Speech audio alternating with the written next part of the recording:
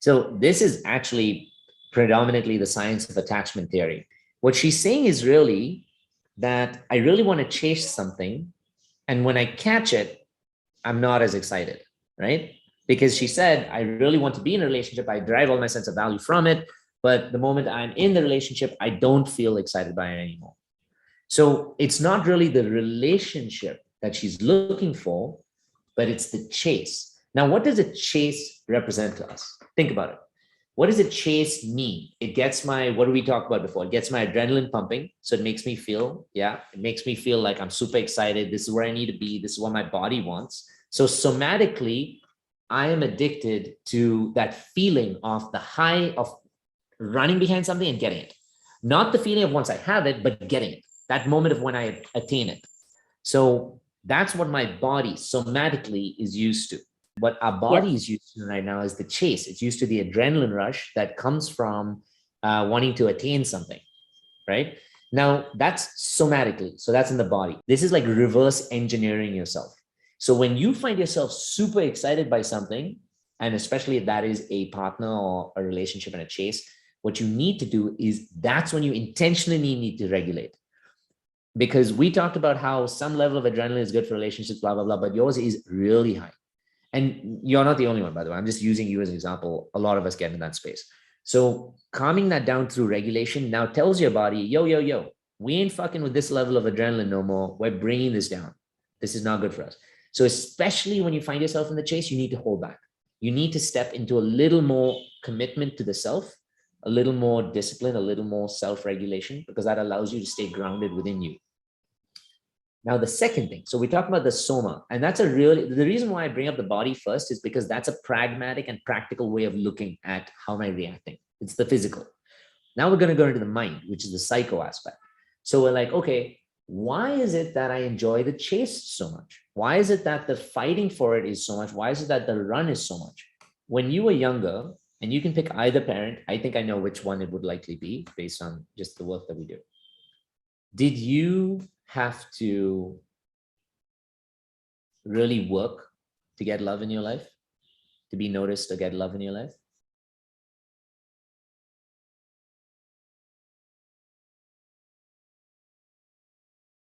We feel a lack of true validation of who we are, especially from, and believe it or not, from our opposite sex parent, which is why I knew it was going to be your dad, because that's how the evolution of creating of the masculine and the feminine comes through, like how we actually have created evolutionarily. And so at that point, if we haven't received or don't receive the attention of our opposite sex parent, one of the ways it can show up in us creating attachments is wanting massive levels of attention from the opposite sex, because it's meant to overcompensate for what we're not getting from our parent, right? So that's the second piece of it, of how like we use sex as a means, just as you very rightfully brought up, as a means of connection. This will be a really huge space of growth for you. This is what we teach in our week of resentment, especially in the gauntlet. Your father, and this will be very difficult for you to recognize and to have to grow into, but it is your responsibility to do that. Your father is only capable of so much. And he is, and while it may sound like something we can agree on, something to believe is tough, because we still want him to be daddy. We still want to be daddy's little girl. We still want him to love us, protect us, to keep us safe. For me, I still wanted to be a mama's boy. I wanted her to like show up for me, to love me, to nurture me. That will forever hinder our growth. It'll forever hinder how we show up, and it'll forever hinder the relationships that we can make, because we're staying attached to an expectation of someone who can't provide it. Doesn't mean they're terrible, doesn't mean they're like bad people. It just means they're not capable. And so your dad, the reason he prioritizes women in his life more than you is not because you're less special or they're more special. It's because that's his attachment wound. That's his level of insecurity, that the only way he feels worth it is when he can convince the person in his life that he is valuable to them. And so he buys them fancy things. He wants them, he shows up for them all the time. And what he didn't realize is he unconsciously passed that down to you, is where he was telling you that to prove yourself to him, or to earn his love or be valuable to him, you have to prove yourself to him. So it's like an unconscious cycle that we're living in, right? When I'm trying to prove my dad's love, my dad's trying to prove his love to somebody else. And no one is really actually, believe it or not your dad and not you is going to attain that love, because we're seeking to get that love and validation from the external. Your unconscious, desire to drive and chase like partners or whatever is because of your unconscious desire to prove your worth. It's your unconscious desire to work for love. The belief was ground into you that just as you are, you're not lovable and worthy. And not just saying this to you, this is all of us. And parents don't need to say this to us and say, you're not lovable and worthy just as you are. But how they do it to us is saying, by only if you really do this and show up for me, will I notice you. What does a child infer from that?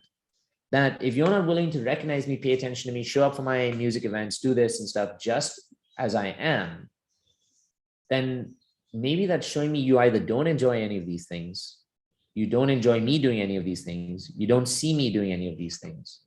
And so it makes me think that me being this person is just not enough. And that is where our work lies.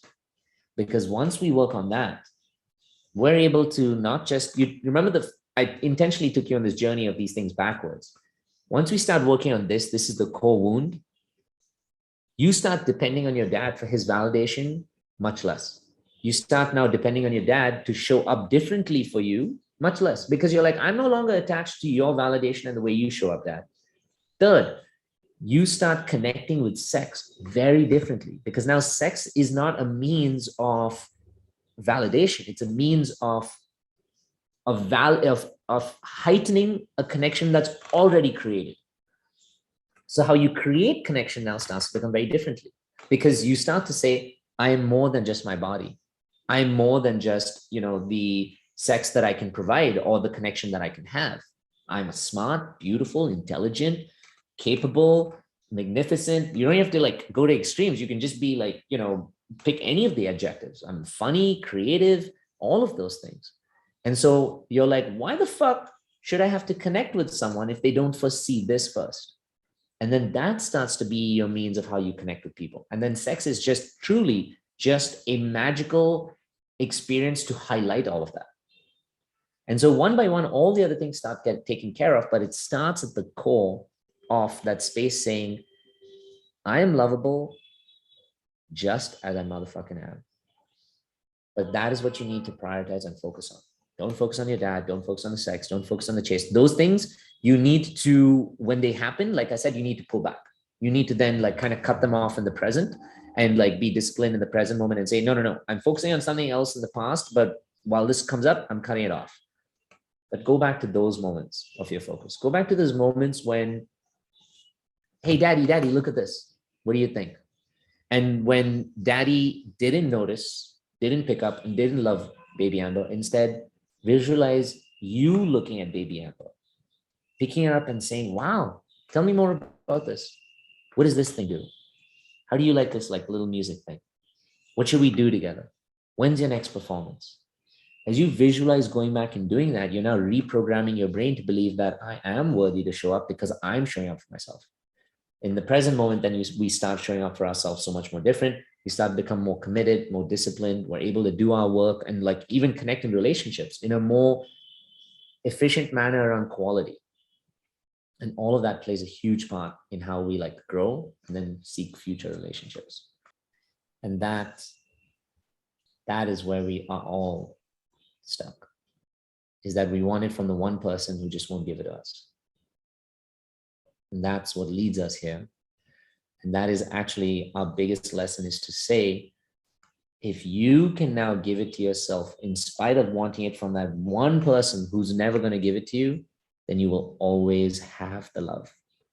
Because now you're believing that you're capable of it. Now you're believing that you can give it to yourself. Now you're believing that anyone will always recognize you and give it to you. And that's our journey, is to be able to give it to ourselves and to trump that fact of saying, I want it. Because what happens when you want it from only the one person who can't give it to you is, believe it or not, no one ends up giving it to you. Because everybody who starts to give it to you, you're like, I don't want it, thank you very much. And then you keep unconsciously going after people who won't give it to you, because that's just what we're used to. So when we start giving to ourselves, we start attracting people who give it to us, and we're open to it, and we worship it, and we respect it, and we enjoy it.